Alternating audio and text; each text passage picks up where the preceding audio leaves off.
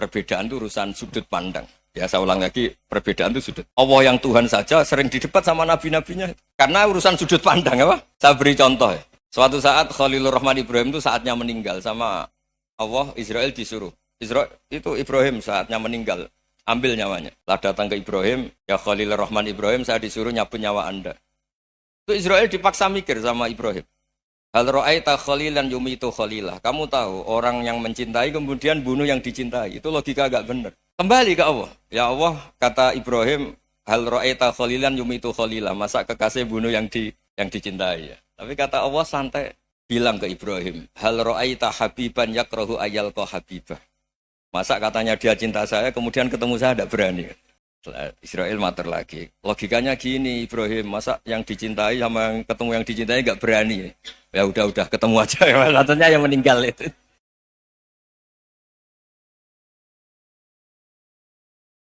Mangkana yu'minu billahi wal yaumil akhir falyukrim apa? Jaro. Orang yang iman karena Allah dan Rasul maka memuliakan tetangganya. Andaikan pakai hukum sosial tentu kalau tetangga kita baik. Kalau kurang baik kok kurang penggawean kan gitu. Tapi dulu itu pernah ada seorang ulama itu dibully ya, dikerjain sama anak muda tetangganya. Pak Kiai datang ke rumah saya. Orang ini datang. Kemudian setelah di rumahnya, saya tidak jadi butuh sama Pak Kiai, silahkan pulang. Itu Kiainya senyum menikmati. Dan itu terulang 3 kali. Dibully seperti itu, dikerjain terulang 3 kali. Lalu tetap Kiainya tuh asik, seneng sekali. Lama-lama muda ini tanya, kenapa engkau tidak tersinggung? Padahal saya kerjain sampai 3 kali. Tak undang, terus tak suruh pulang, tak undang, tak suruh pulang. Kata Kiai tadi, yang memerintahkan baik sama tetangga itu Allah. Jadi saya nikmati ketika bisa baik sama Anda. Tidak ada urusannya dengan perilaku Anda yang nolak saya. Nah itu terus kita tahu, memang motifnya kita baik sama tetangga karena iman sama Allah dan Rasul, bukan hukum kompensasi sosial.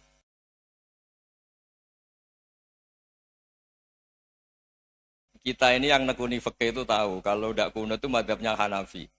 Kuno itu madhabnya Syafi'i. Tahu-tahu seakan-akan Imam Syafi'i itu NU, Imam Abu Hanifah itu Muhammadiyah. Padahal ini orang-orang yang sebelum NU dan apa? Ahmadiyah. Jadi kalau kita yang nekuni ilmu itu biasa saja dengan perbedaan. Tapi kalau orang-orang yang nggak siap dengan perbedaan itu sampai Allah disifati Ta'ala itu tidak terima. Padahal Ta'ala itu maknanya Maha Luhur, yang Maha Agung. Jadi ada seorang kiai kebetulan pidato pertama Pak Rektor. Assalamualaikum warahmatullahi ta'ala wabarakatuh. Ilmu balik kedua ini nggak terima karena itu dianggap bid'ah ada Ta'ala. Hanya dia bilang Assalamualaikum warahmatullahi ta'ala wabarakatuh. Itu saking asobiahnya itu Allah ditambahi Ta'ala itu tidak terima. Padahal Ta'ala itu maknanya Maha Agung.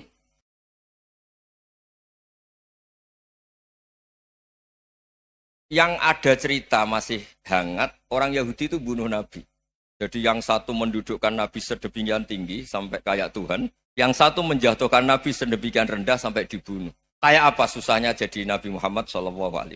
Kemudian dengan gampang Hadaddin agama ini bikin syariat yang bernama sholawat. Redaksinya monggo lah sesuai tradisi masing-masing.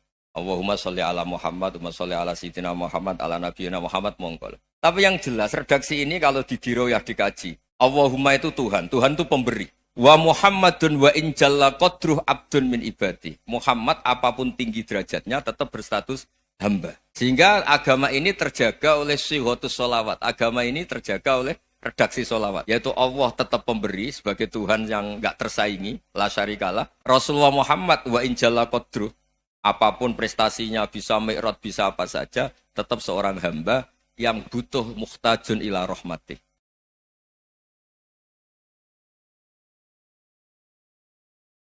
Jadi dulu ada orang yang sangat cerdas, namanya Jubair bin Mut'im. Dia saking cerdasnya, juga kaya, juga tokoh, dikirim sebagai delegasi pembebasan Asra Badrin, tawanan Badar. Kemudian pas datang ke Masjid Nabawi, Nabi delalah pas baca Wattur wa kitabim mastur. Sampai pada titik Nabi baca Am khuliqu min ghairi syai'in am humul khaliqun. Apakah penciptaan yang sedemikian canggih itu dimulai tanpa perwujudan, tanpa sesuatu yang real, yang maujud. Orang itu langsung bersimpuh, matur, ya Rasulullah saya Islam. Kada qalbi yatir, hampir hati saya, otak saya, pikiran saya itu terbang. Karena logika yang dibangun ateisme misalnya, kalau alam raya ini dimulai dari nihilisme, berarti logikanya apa? Alam raya ini kan maujud, maujud itu ada. Kalau yang lebih dulu itu ketiadaan, berarti ketiadaan menjadi sebab kewujudan. Itu kan nggak masuk akal.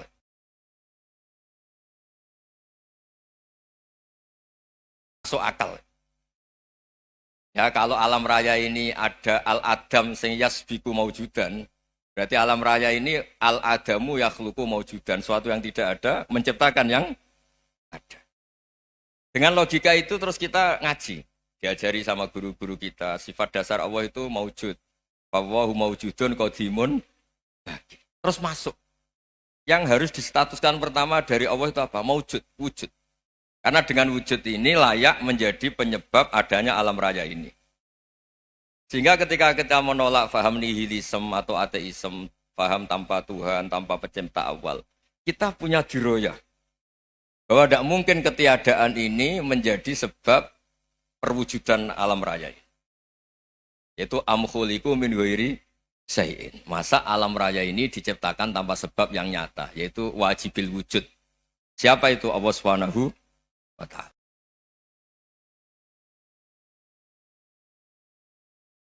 Dulu orang Yahudi itu ada diskusi masif. Syaratnya Nabi itu mbah-mbahnya harus Nabi, harus keturunan Nabi. Kemudian semua Nabi rata-rata di Palestina, di Syam. Lalu Muhammadnya asal-usulnya dari mana? Tahu-tahu orang Arab kok Nabi, padahal orang Arab itu dulu jahiliyah. Walhasil terus diceritakan, bukti Muhammad ini turunan Ibrahim adalah ada jejak kaki Nabi Ibrahim di dekat apa? Ka'bah. Fihi ayatum bayyinatum maqamu Ibrahim. Kalau Nabi Ibrahim pernah di Mekah, artinya beliau pernah meninggalkan turunan yang di Mekah. Itu bernama Nabi Muhammadun sallallahu alaihi wasallam. Itu disebut fihi ayatum bayyinatum maqamu Ibrahim. Nah, itu namanya diroyah. Diroyah itu satu perilaku keseharian kita beragama, kemudian tahu logikanya.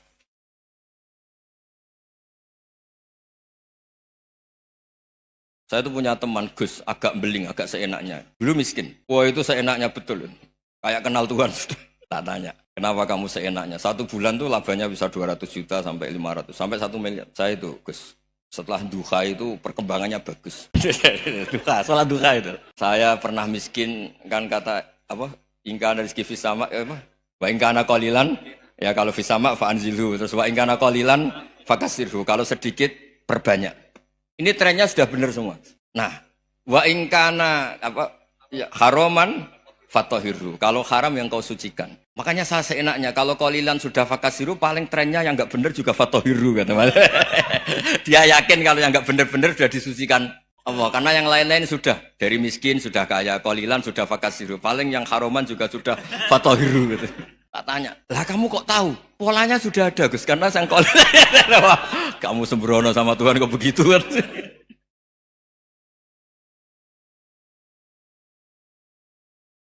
Kenapa sih tentang baik sama tetangga, baik sama tamu? Hitung-hitungannya itu mangkana yu'minu billahi wal yaumil. Saya pernah dicium sama orang miskin yang akut, miskin betul. Itu tak ajarin, Anda ini lebih hebat ketimbang orang-orang kaya. Misalnya gini, misalnya ada komunitas rektor atau kiai besar. Saya ini kata orang banyak termasuk kiai besar. Mungkin kalau pinjam uang itu karena mau beli mobil, aksesoris mobil. Karena kita kiai top, atau rektor, atau orang-orang top. Kalau sesama orang miskin itu pinjem-pinjemannya itu urusan beras, itu urusan nyawa. Keren mana? Menyelamatkan nyawa sama aksesoris mobil. Nyawa. Jadi pahala kamu pasti lebih besar itu. Itu senengnya jadi orang miskin terus keterusan sampai sekarang.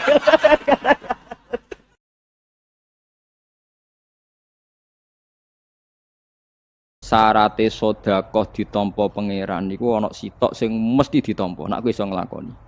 Kowe ra ngrasa ngekeki wong iku kaya butuhe wong iku ning kowe. Dadi padha.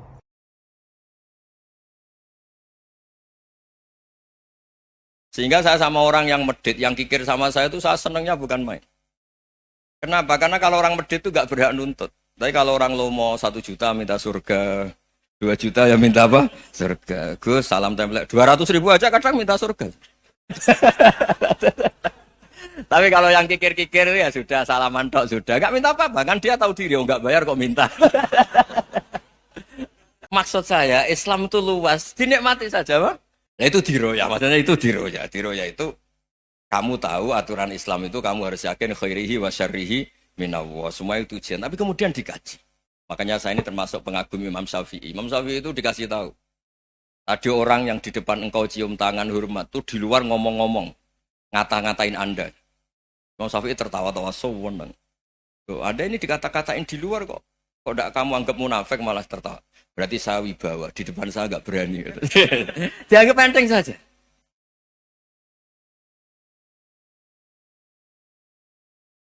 Makanya kata Imam Ghazali itu kalau kamu ingin sopan gampang melihat anak kecil, gua aqallu minni dzamban, dia dosanya lebih kecil. Karena masih kecil kan tentu secara dosa enggak banyak.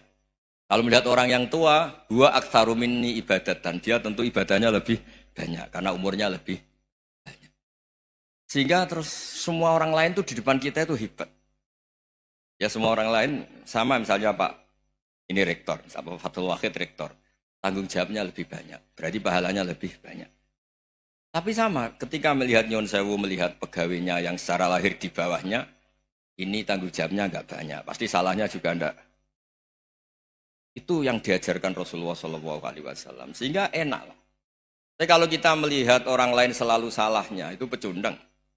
Allah saja tidak seperti itu kan, amal baik ya ada khairan, amal buruk ya ada saron, semuanya dilihat oleh Allah Subhanahu wa Ta'ala.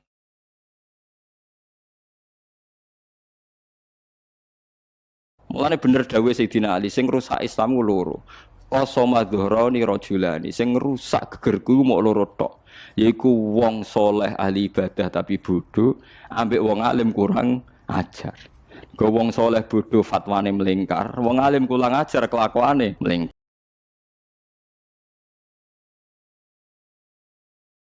Berbuat buruk sama orang lain itu kalau faktanya nanti tobat, Allah yang bisa ngelola itu. Makanya Nabi pernah senyum-senyum, pernah tertawa-tawa. Sungguh ketika Allah menghendaki rahmatnya itu semuanya indah. Yaqtulul qatil fayatubu hadza. Jadi ada orang Nyun Sewu membunuh, terus dia tobat serius. Kemudian al-maktul yang dibunuh ini masuk surga karena madlum. Qatilnya karena tobat serius juga masuk surga. Ya begitu juga di kedoliman-kedoliman yang lain.